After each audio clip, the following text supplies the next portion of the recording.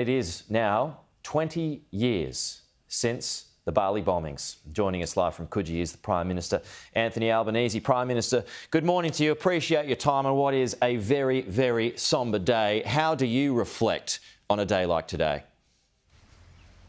Well, it is a solemn day, Pete, and for the families and friends of the 88 Australians who lost their lives 20 years ago today, it will be a particularly sad day, but also a day of memories of the devastating impact that occurred 20 years ago when the war on terror and this barbaric act reached our shores. And that had an incredible impact, I think, on Australians. People regarded Bali as this holiday destination, a place of joy and fun.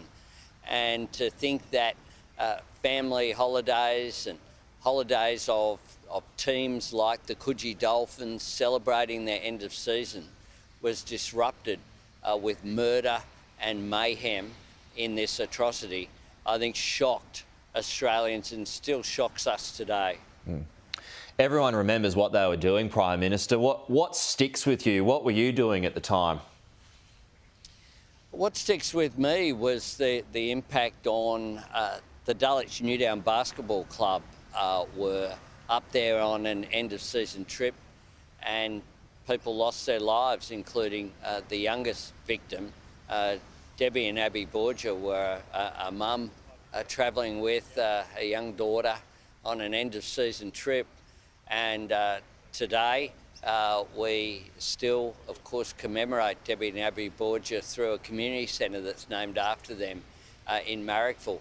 So much uncertainty was there from students from Dulwich High School and Marrickville High School and others who participated, and just getting the information out because it wasn't clear, of course, for days exactly who the victims were, whether everyone was okay. The communications were so uncertain.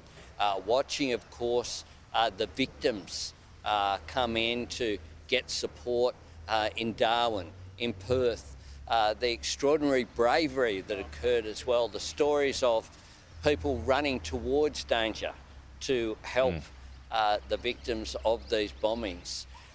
It was a horrific time here in Australia, and it had an impact, of course, around the world. There were 202 victims from around the world, from dozens of countries.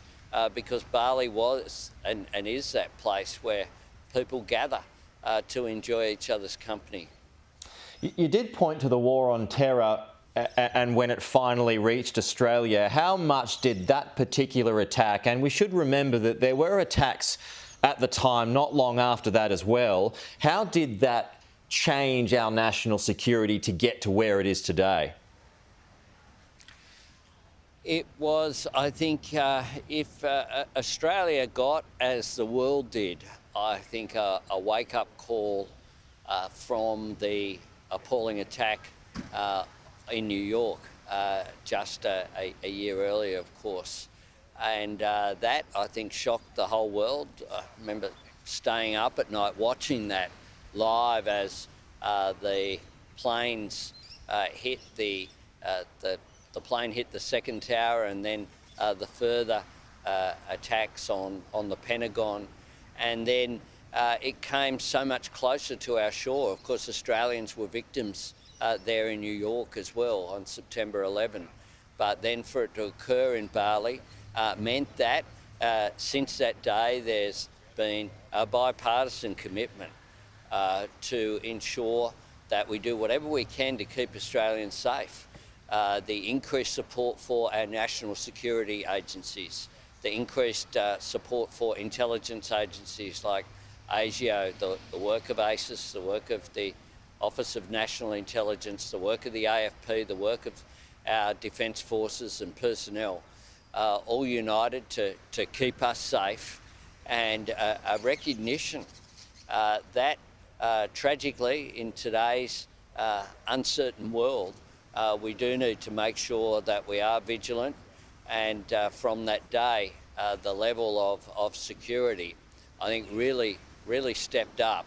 And it is, I think, something for us to think about as well, to give our thanks to those people who have kept us safe. There have been plots, as we know, for terrorist attacks on places like the MCG that have been thwarted due to the fine work of those who are committed to keeping us safe.